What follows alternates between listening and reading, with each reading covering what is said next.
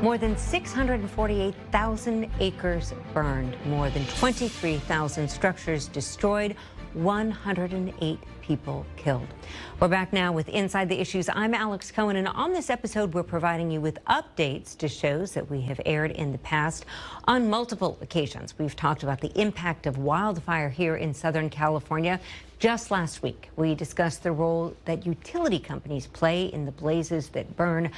A recent audit from LA Controller Ron Galperin hones in on the LADWP. And Mr. Galperin joins us now right here in studio. It's great to have you back here with us. Great to be with you. Thank you. I feel like all of the attention lately when it comes to this very important, very difficult topic of wildfires and utility companies, most of the headlines are around PG&E up in the north and all the destruction that has been sparked quite literally by difficulties with their equipment. What do we know about LADWP and the role that its equipment has played in wildfires? Well, in my role as controller for the city of LA, it's my job to look at all of our departments and how they can be most effective.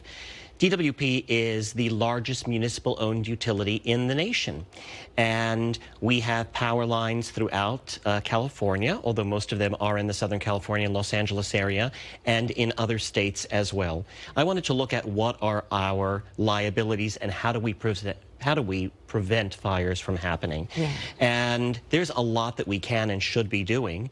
And unfortunately, these fires are the new normal. Yeah. And how do we prevent them? Yeah. So tell me more about the specifics. What did you find? Let's first talk about what we know what's happened in the past. When it comes to wildfires in this area, how much has LADWP and its equipment been involved? Well, first of all, in California, 10 of the biggest 20 fires that have occurred have just happened in the last 4 years. And when it comes to the Department of Water and Power, we also know that most recently the Getty fire, there was actually a tree limb that fell onto a DWP power line, which is believed to have sparked all of this. And so what I look at is what is the new technology that is out there to detect these things as they happened or even before they happen? How do we actually proactively do all of the trimming to make sure that these things are less likely to happen? And there's a lot of different ways we can do that. And one of the big narratives that we've heard around PG&E is that this equipment was really old and only meant to last for, you know, maybe 6 decades or so. And what we've seen in a number of fires up north was this was equipment that really probably should have been replaced and wasn't. Are we seeing that same sort of aging equipment? And do you have any sense of the scope of that here in this region? We do. As a matter of fact, between 15 and 18% of the power lines that DWP has are in what are known as elevated fire risk areas. And a very large number of those poles are 65 years plus. Yeah.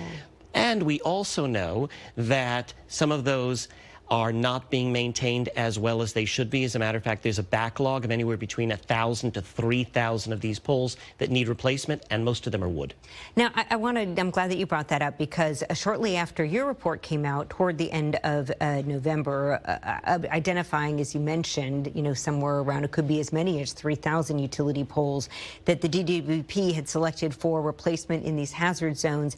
The LA Times then reported that the utility said that the correct number was 30. I mean, I get it. There's a lot of equipment out there. If it had been like give or take 10, 20, maybe even 100, I'd get it. But like 3,000 to 30, that's a big difference. What's going on? Well, we were actually quite surprised when that happened, because we spent months with the DWP going there, getting the numbers from them. Yeah. And then all of a sudden their story changed.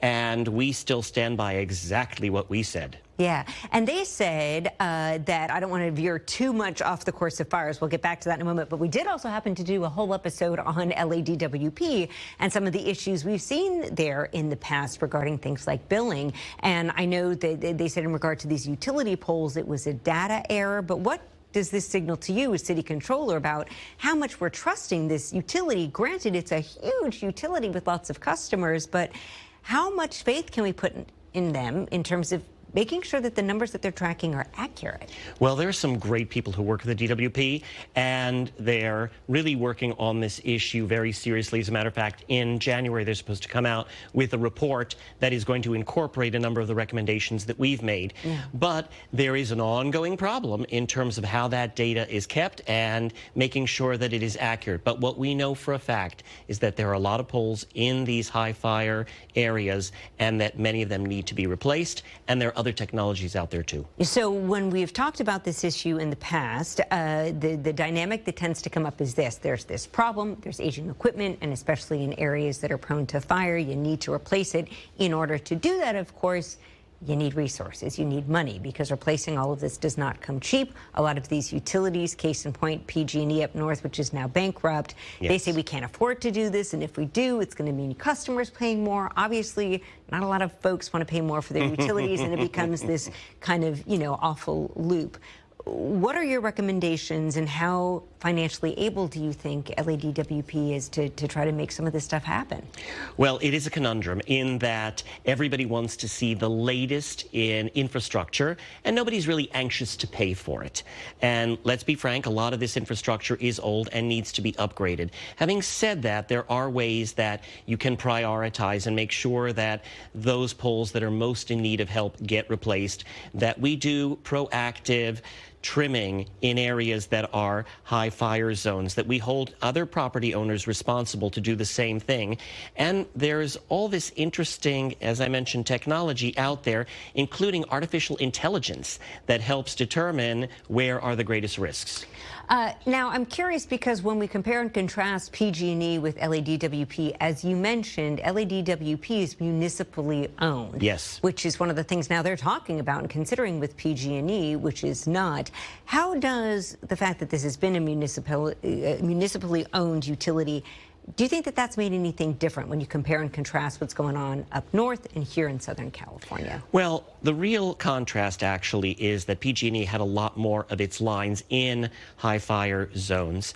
And when we looked at what the risks are associated with DWP, thankfully they are not as bad as PG&E, but we want to make sure never to get there. Yeah, and part of that, I believe, has to do with insurance, because these utility companies, when they get into trouble, they look to insurers to help defray the costs. In the coverage of your report, I had read that over the next century, because of fire threat, LADWP is looking at, on average, an annual loss of $42 million. That is a significant chunk of change. And the utility also said that its premium, its insurance premium, has risen 20% in recent years. Yes. So can you talk a little bit about the role of insurance companies in all of this to try to put us in a better position in the future when it comes to fires? Absolutely. DWP has some insurance, but of course, when you look at the severity that a fire can create in terms of liability, then that insurance can be burned through, pardon the pun, really quickly. But what we are recommending actually is that there be some discussion with legislators in Sacramento about bringing the publicly owned utilities together to create an insurance pool. Yeah.